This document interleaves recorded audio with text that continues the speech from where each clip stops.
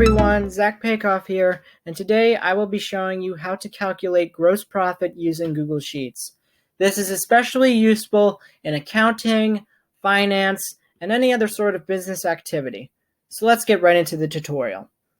You might be wondering, Zach, how do I calculate gross profit? Well, I'm glad you asked.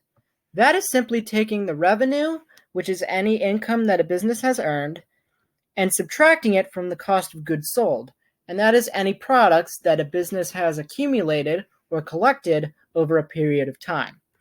And that will give you the gross profit amount.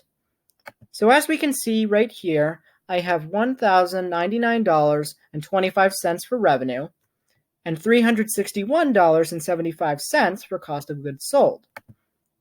We need to figure out my gross profit amount. So in order to do that, I am going to do equals sum, parenthesis, A2, which is my revenue, subtract it from B2, which is my cost of goods sold, and that will give me my final gross profit amount of $737.50. And that is how to calculate gross profit using Google Sheets. I hope this helps you, and I will see you later. Bye-bye.